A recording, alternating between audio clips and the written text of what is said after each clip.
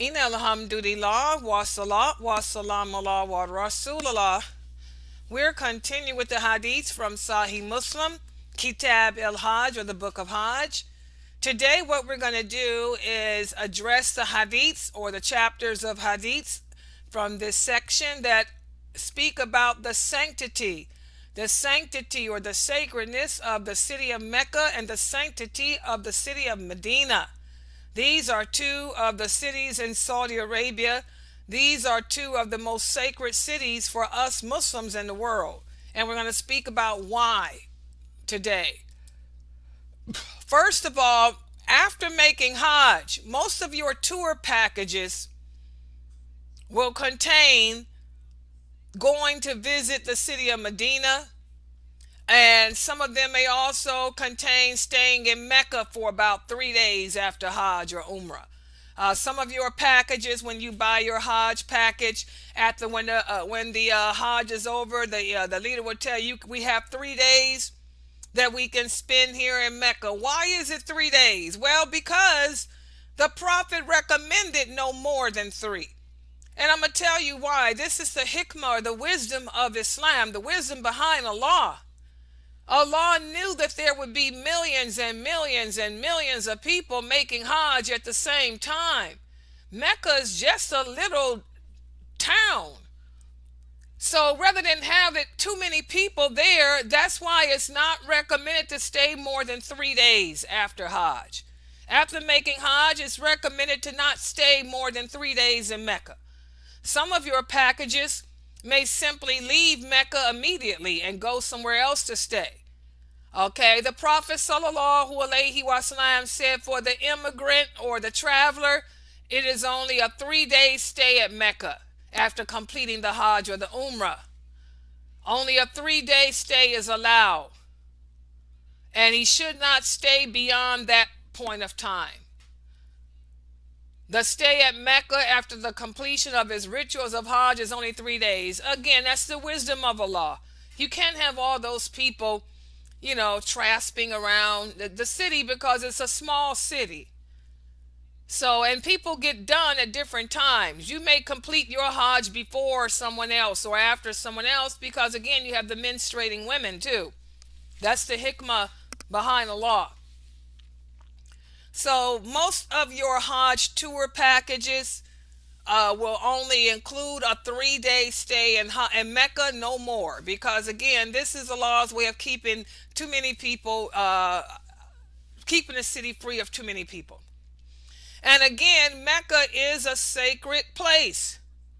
And your tour guide will tell you that if you're staying in Mecca, it is forbidden or haram to hunt in that city or its suburbs. It is haram to tear down trees or to cut any of the grass if you can find some grass. I'm here to tell you, Mecca's in the desert. It's such a barren, ugly city to me. If you can find any grass, it's haram to cut it. And again, what's the history behind Mecca being a sacred city? We talked about this before. Prophet Abraham prayed for Allah to bless the city of Mecca because these were the people that came and adopted his son Ismail and his wife Hajar. They were the ones that found Hajar and Ismail in the desert. And those Arabs adopted them as part of their tribe and brought them back with them. Ismail learned the language because, by the way, Prophet Abraham was not an Arab. What was he? He was Hebrew, like most of the prophets. Most of the prophets of God were Hebrew. The Prophet Muhammad was the only Arab one that's mentioned to us. He was Arabic, but the rest of them were not. Most of them were Hebrew. Abraham was originally from Babylon, for those of you who don't know. He was from Babylon. That's not an Arabic country. That was part of Mesopotamia. That was the Roman Empire and all of that stuff. Okay? He was from Babylon. Okay? And Ismail, his mother was a Copt from Egypt. His mother was Egyptian. Okay? Ismail's mother, Hajar, was Egyptian. And we all know the history of Egypt. They weren't Arabic people either. They were Copts. They were were taken over by the Vikings originally. When you do your DNA test, if you're from Egypt, if you're Egyptian like I am, when you get your DNA test, it'll all make sense to you. You're going to find that you got all that Viking blood in you. 40% Viking, that's me, Berber. Because who inhabited North Africa? And the Berbers, they were the Vikings. The Vikings, they were not Arabs. Okay? So anyway, Prophet Abraham was the one. He was the one who prayed for Allah to bless Mecca and make it a sacred city, because the Arabic people there adopted his son and his wife and took them in, taught them the language. Ismail married from amongst them. That's why the Jews and Arabs are cousins, because Abraham was Jewish, Hebrew in race. Okay? Hebrew in race. Ismail married Arabic women, even though he was not an Arab himself. He was half Copt and half Babylonian. Okay? So listen to what what Ibn Abbas told us that the Prophet sallallahu alaihi wasallam said. He told us that on the day of the conquest of Mecca, the Prophet announced there will be no more migrations except for jihad and good intention. And when you are called to battle, then go forward and fight in the way of Allah. He said also, on this day of victory, Allah has made this town sacred on the day that He created the earth and the heavens. So this town, Mecca, it is sacred by the sacredness of Allah conferred upon it. Allah made it a sacred town until the day of judgment. And being so, fighting in Mecca is unlawful to anyone. It was only made lawful for me for 1 hour, for me to take back Mecca. But now it goes back to not being lawful to fight in this city, because it's made sacred by Allah until the day of judgment, due to the prayer of Prophet Abraham. He said, and being that this city is sacred, that means that its trees are not to be torn down. The animals that live here are not to be hunted. If something is dropped here, they are to be picked up only by one who makes a public announcement of it. In other words, you can't steal from here either. You find something on the ground, you announce that it's something that you found it. If no one claims it, only then can it be taken. So Mecca is a sacred town made sacred by Allah through the prayer of Prophet Abraham. And also remember, guys, even before Abraham, it was a sacred city because of whom? Because of Prophet Adam. Remember, Adam was the one who built the Kaaba. The Kaaba was the first house built for worshiping Allah by Prophet Adam alayhi salam. Ibrahim came and reinforced it, rebuilt it with his son Ismail. So Mecca's always been a sacred city, made sacred by Allah, and it will remain sacred until the day of judgment. There is no killing allowed in there of animals or anything else. No cutting down trees. Well, it's a desert town, you're not going to find many trees anyway, and no cutting of its grass or anything. And also the Prophet sallallahu alaihi wasallam said it is not permissible to carry any weapons in Mecca. So that's the sacredness of the city of Mecca. A lot of non-Muslims ask me all the time, what's the big deal about Mecca? Well, that answers that question for them, because it has the first house built for worship by Adam and reinforced by Prophet Abraham, and then Prophet Muhammad and those who came after him. Okay? Also, you don't have to stay there in a state of ihram either, of course. There's people who live in Mecca. The Prophet sallallahu alaihi wasallam entered the city of Mecca, and one of the companions tell us that when he entered during the year of his victory, He was wearing a black turban, but he did not have the ihram on. So you don't have to be in a state of ihram to enter into Mecca either. There's people who live there. Okay? They're not in a state of ihram always. A lot of people ask me that. But even not, I have Muslims who ask me that. Do the people in Mecca stay in a state of ihram? No. The Prophet sallallahu alaihi wasallam, when he was given victory over the Quraysh and allowed to enter into the city of Mecca to take it back in the name of Allah, he was wearing a black turban on his head. And one of the companions said, if I am sick, but if Allah cures me, the first thing I will do is go and pray in the mosque. She recovered from her illness and made preparations to go to pray. She came upon Maymuna, who was the wife of the Prophet, and greeted her and told her about what she wanted to do.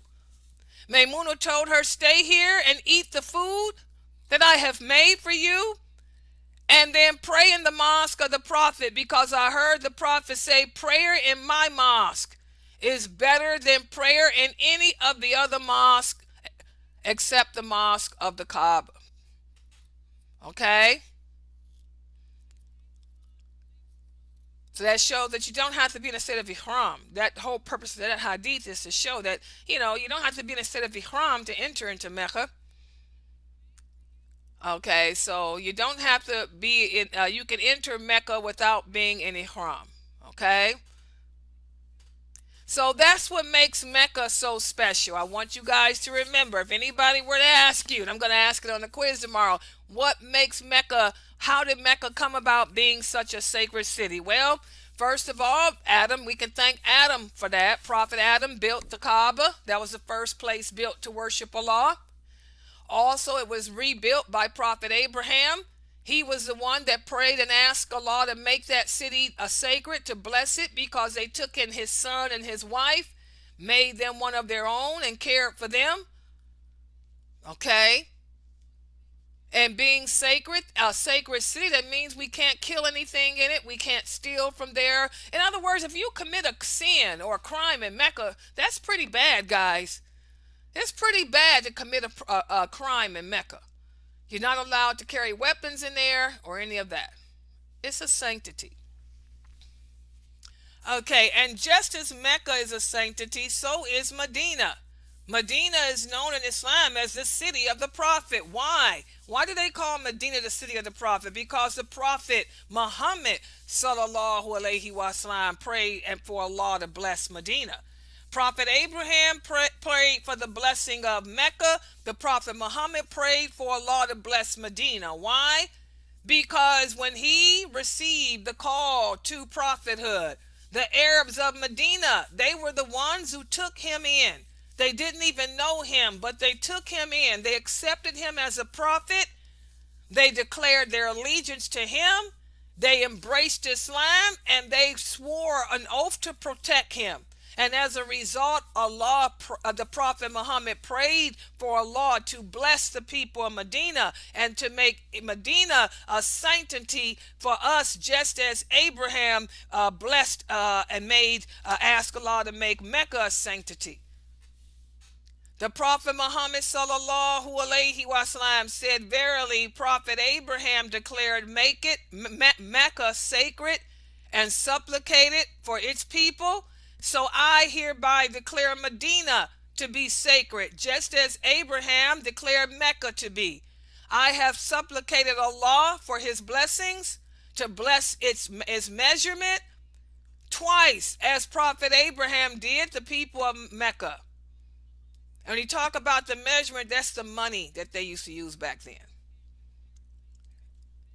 The Prophet Muhammad sallallahu alaihi wasallam said, Abraham declared Mecca a sanctity. I declare Medina and all that's between those two mountains as a sanctity. And no tree should be chopped down, and no animals are to be hunted or herded here. And there's a difference between Mecca and Medina. You'll see that if you ever travel there, your Hajj package will also, most Hajj packages not only include staying for 3 days in Mecca, but they also include staying for a week or so in Medina. Medina is a beautiful city. I personally did not care for Mecca. Mecca is too dark for me. I didn't particularly care for Mecca. I didn't like the climate. It was too much pollution. I didn't care for Mecca at all. In fact, I don't think I could ever live in Mecca. But I did like Medina. Medina is a beautiful city. The climate is warm. The people were nicer. Its suburbs are nice. I really did like Medina. Okay, Medina is totally different than Mecca. Okay, the Prophet sallallahu alaihi wasallam said, I have declared sacred the territory between the two plains of Medina, so its trees are not to be cut down, nor its animals hunted. Medina is best for them if they only knew. No one leaves it through dislike of it without Allah putting in it someone who was better than him to take his place. And no one will stay there in spite of its hardships and distress without an angel interceding on his behalf on the day of judgment. I'm telling you, it's a peaceful city. It's weird. You know, the Hajj is such a hardship, especially for a woman. Anyone that tells you, oh, Hajj is a wonderful experience, oh, they don't know what they're talking about. It's a jihad, especially for women. As the Prophet himself said, the greatest jihad for any woman is the making of Hajj. After going through all those trials to end up in Medina to relax for a few days, it was like heaven. I mean, I'm telling you, it was peaceful. The atmosphere, the vibe, I can't explain it. It's just a peaceful city. You can tell that it's a city, the city of the Prophet sallallahu alaihi wasallam. You just feel happy, secure, safe. You feel safe there. The Prophet sallallahu alaihi wasallam said, Medina is a sacred place. So whoever makes any innovation in it or gives protection to an innovator has the curse of Allah upon him and the curse of all the angels and the people. So again, guys, Medina is a good place. It's one of the best places to be honest. And I have to say that. It's just weird. It's a different vibe. Also, to show how Allah answered the supplication of the Prophet Muhammad when he asked Allah to bless Medina and to make it a sanctity, Allah told us that the Antichrist will not be allowed to enter into Medina, just like he won't be able to enter into Mecca. And that's one of the greater signs of the last hour. When the Antichrist comes, and he's a man like you and me, he's a human being. But the people will think that he's God, Allah himself, because of what will appear to be the miracles he will hold. He will be able to travel the world, and he will travel the world, causing chaos. But the two places on earth he will not be allowed to enter into is Mecca and Medina. The Prophet sallallahu alaihi wasallam said, there are at the approaches of Medina angels that guard it, so that the Antichrist cannot come inside it.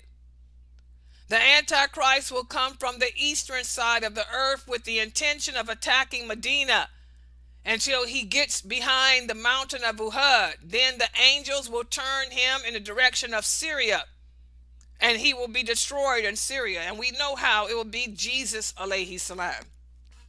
The Antichrist will cause so much havoc.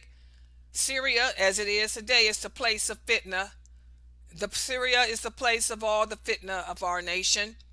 And he will go towards Syria, and it will be Jesus who will overtake him and destroy him when he reaches Syria. He will be killed right there near Jerusalem, you know, at the gates, near the gates of Jerusalem by Jesus, alayhi salam.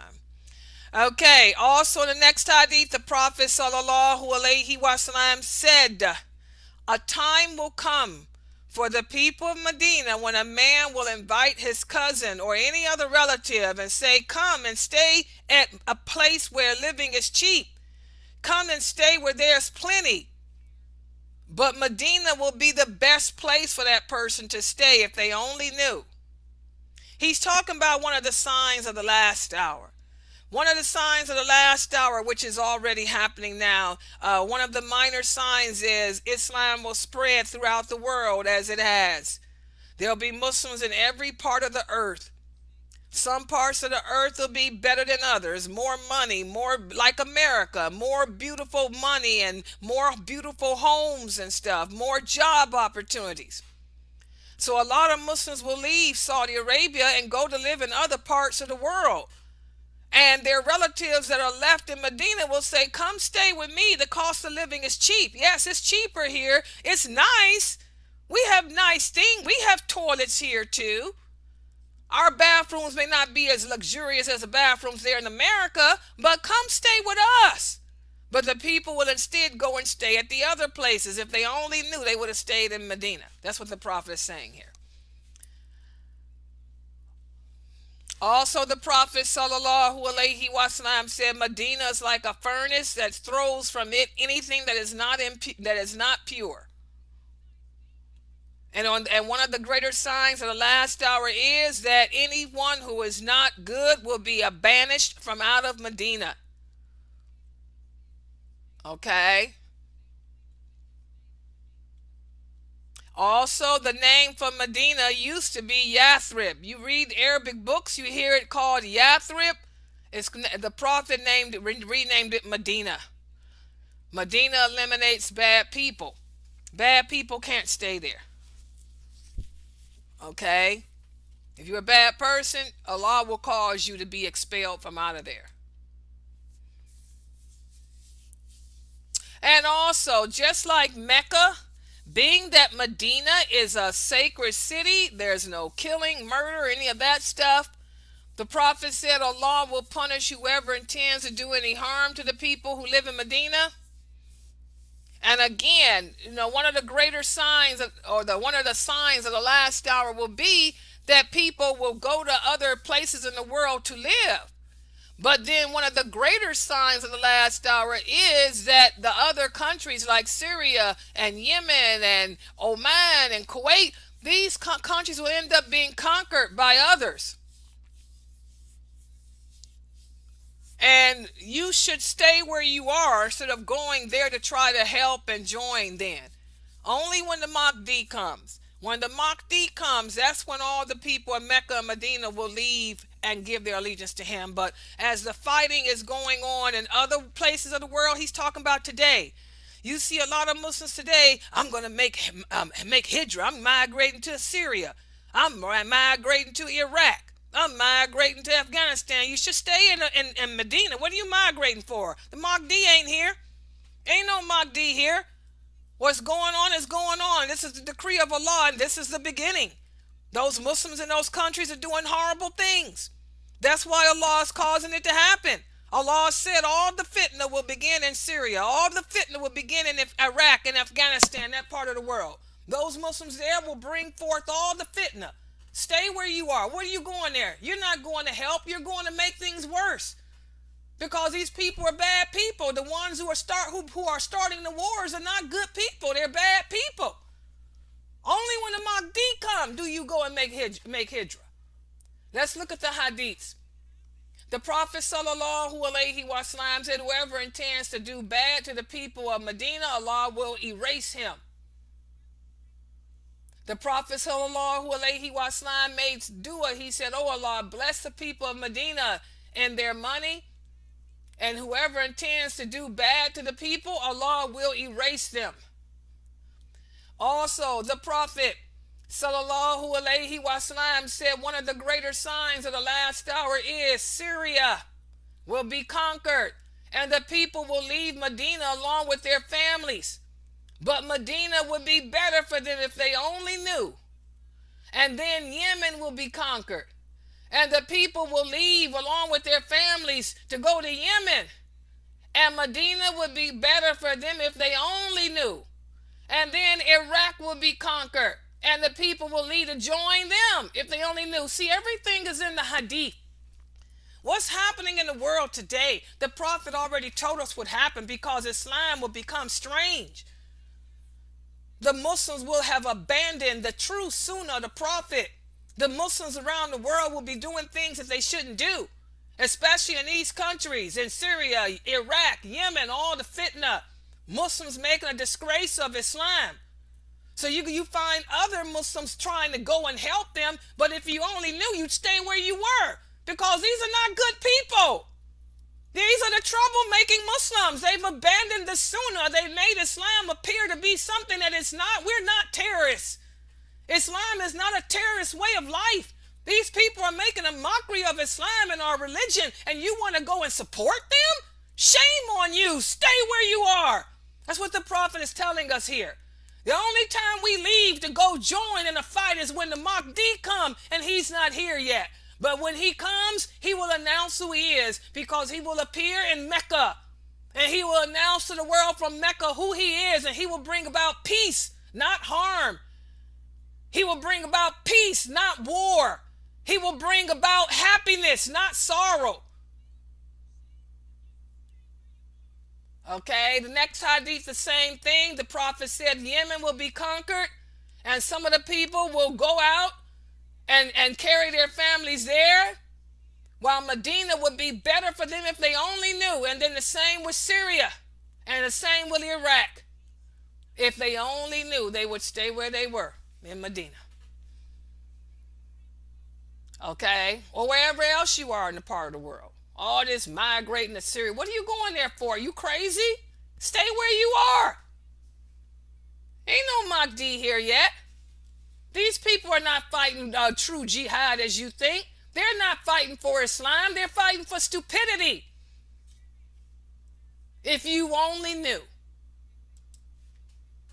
Okay, when will the people leave? The Prophet ﷺ said that Medina and Mecca both will become two barren countries when the Mahdi comes. That would be true Islam. The Prophet ﷺ said the people of Medina will leave and abandon it, and it will be good for them. And why will it be good for them? Because they'll be joining with the true leader, the Mahdi. That's one of the greater signs of the last hour.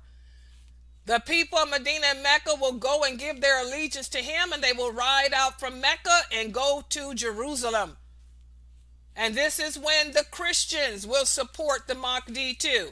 You'll know who the real Mahdi is because he'll announce who he is.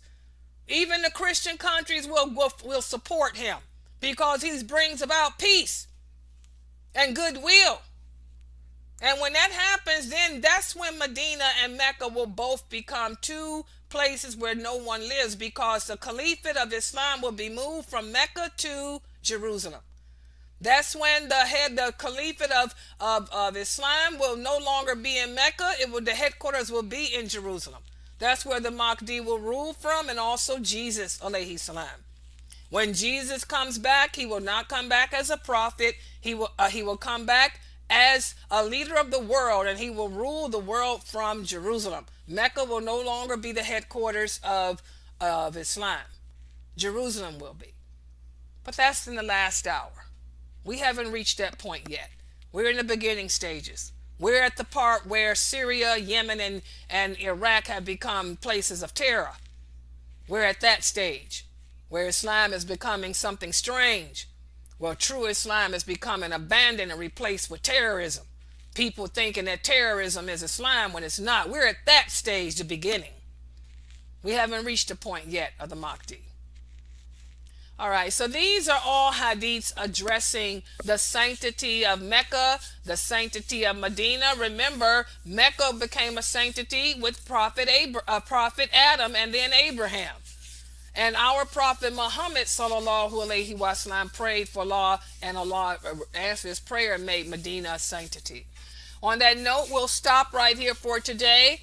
If you guys have any questions or comments about what we discussed, you can go ahead and type them on the screen. The people on Facebook, you can type any questions you have too. Tomorrow I'm going to give you a quiz to cover these hadiths, and then we'll move on to the next chapters in Kitab al-Hajj, or the Book of Hajj. Subhanakallahumma wa bihamdika ashhadu an la ilaha illa anta astaghfiruka wa atubu ilayk.